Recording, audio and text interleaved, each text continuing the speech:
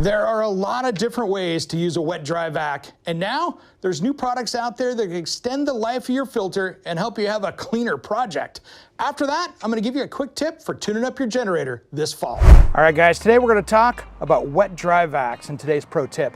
Now here's the thing, you could be using these for years, and there's a secret that a lot of people don't know about, and that's the interior bag for these. Now here's how this works. If we get under the hood of this thing, we have our filter. These things get clogged up and you end up cleaning them out, throwing them away, and they're expensive. If you get the HEPA one, it's about 33 bucks at your home improvement store. And if you go through a couple of those a year, adds up quick. My answer is to go with the bags.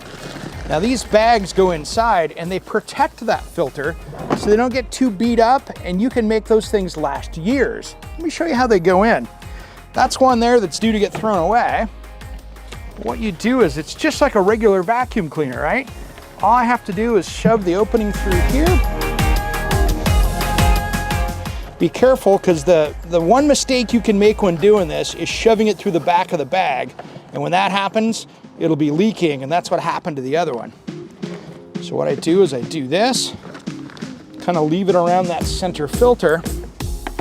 And then I'm gonna take this fine particulate one right here and upgrade it to the HEPA one, and that just pops on here. Now this is awesome how this works, because then it's really easy to swap that out. That seals up really nicely. Make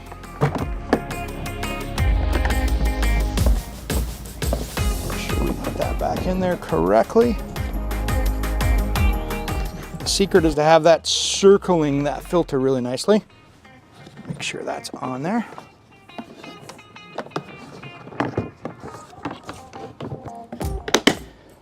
And it's really that simple. This can save you about 50 to 100 bucks a year just on filters. And when you're using it, it puts cleaner air around your shop or house. And it's a win either way.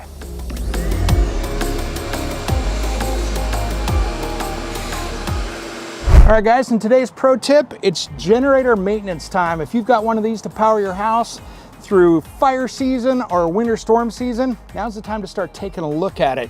Now here's the thing, gasoline in these only lasts 2 or 3 months before it starts going bad. And if it's like mine, I've had some stabilizer in it, it's still been a year. So that means it's time to swap this stuff out.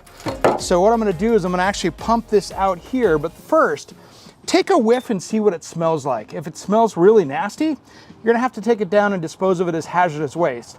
If it's kind of okay, it smells just a little bit bad, you might be able to put it in a full tank of gas for your vehicle, but check your manufacturer to make sure that you're safe with doing that. Here, I'm gonna get rid of this, because I could put it in my old truck. It doesn't care in that situation. So let's pump it out so we can put some fresh gas in it. So now when you're dealing with gasoline, this is something you gotta be really careful with. This is not where you use a mechanical pump or something like that. This is where we use one of these hand pumps, because yes, this is very flammable. So you're gonna do this outside and away from any spark or flame. Now this thing was chocked full of gasoline, so we've got to give it a little time to get out the 4 or 5 gallons that was in here. Now the secret here is watching this. As this is going, you can see the air bubbles and stuff going down through there. Let it do its siphon. It's gonna be fine. Just let it work its own. No need to have to sit here and pump it the whole time when gravity's gonna do it for you.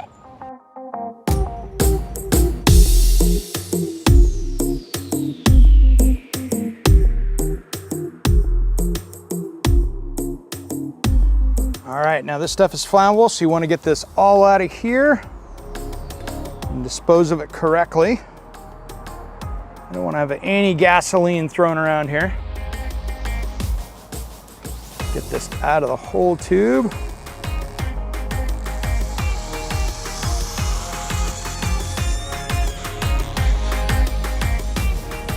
All right, guys, let's get some fuel in here now. Not a big fan of these gas cans, but there we go. Now here's the thing, when you're out getting fuel, there's a couple tips. You can go out and find the clear fuel that's made for farm equipment. It doesn't have any of the alcohol in it. The newer grades of stuff don't last very long, but if you can find one of those farm grade ones, you'll pay a little bit more money for it, but it's gonna last a lot longer. And then you can put fuel treatment in it, like Stable or one of the other brands. That'll make it last up to a year like this, and it's still gonna be usable. If you're sitting in here with a half a tank or a quarter tank, 4 or 5 months later, you're gonna have to dispose of it legally and take it down and dump it. All right, now always follow the manufacturer's recommendations on what oil to use, but you always wanna make sure that it's full and it's got great oil in it. Change it at least once a year, even if you're not using it, because it does grab moisture and stuff because it's been sitting outside or wherever it's been stored. It's always good to start out with fresh oil in the season. So get that oil change done. And there's one more tip for you, and that's called the spark plug. And the spark plug, make sure that that's clean, because it's gonna be hard to start, or if it's really cold out, it might not start at all. So if you've got 2 or 3 seasons on it, might be time to put a spark plug in it. And really, it's that simple. A little bit of maintenance goes a long way. That way, when you need it, you know it's gonna start.